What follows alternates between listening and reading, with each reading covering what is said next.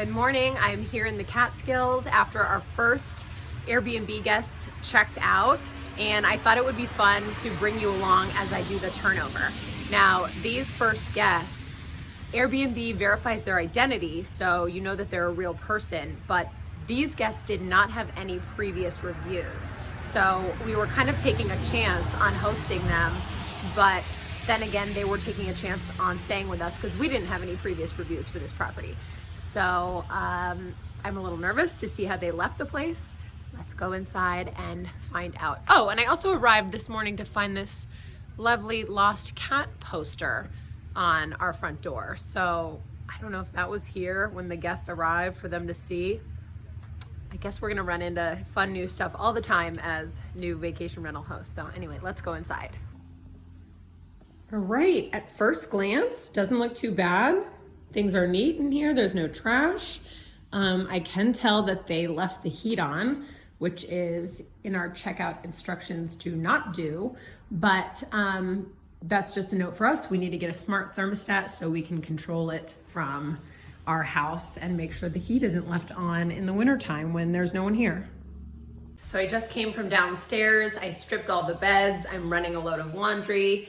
The guests had 4 people, but we have 5 beds, and it looked like 2 of the beds maybe hadn't been slept in, but of course we're gonna, do those linens, launder them anyway, because you just never know. So that's something we'll have to take into account when we figure out how long these turnovers are gonna take.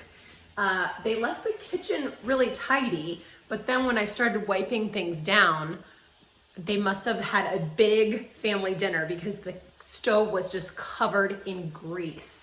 So I've been cleaning that with a, whatever you call it, steel wool scrubber. Looks like I got it pretty cleaned off. I'm about to replace the burner covers and move on and do the upstairs.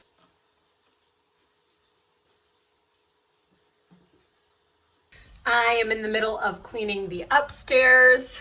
All in all, it looks good up here, no surprises. And really the thing that's taking the longest is changing out each of these beds.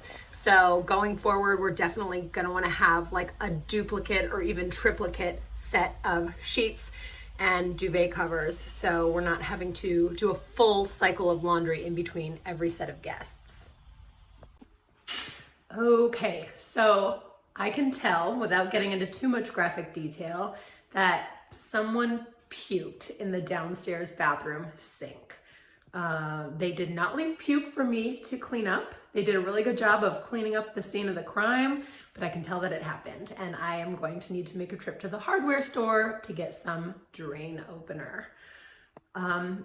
People go on vacation. When you go on vacation, you party, and sometimes when you party, you puke. So I do understand that these things are gonna happen. We went into this with eyes wide open, so I'm just gonna try to roll with it. And if that's the worst that comes out of this guest, then so be it.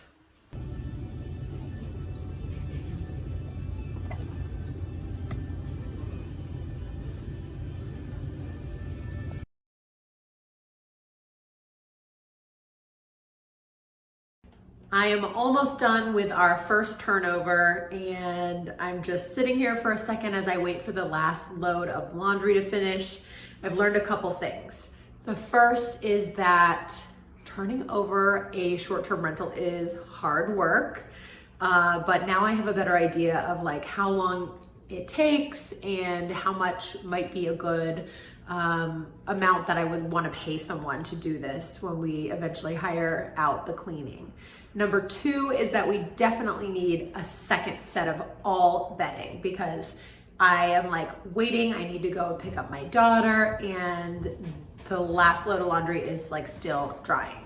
So it would really be helpful and cut down on the time to just have a second set of stuff. I can bring the dirty laundry home with me and switch it out with the clean second set. Also, just in case something happens, which leads me to my third lesson, is that I really need to get mattress protectors on all the mattresses, which we don't have yet. Well, we have, but they're not waterproof. So we need waterproof ones because the puking incident, if someone would have puked in the bed, we would have been screwed, needing a whole new mattress. So crisis averted, but we will learn for the next time. We need waterproof mattress protectors.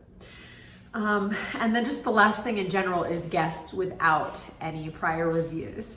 This experience wasn't terrible. They weren't bad guests.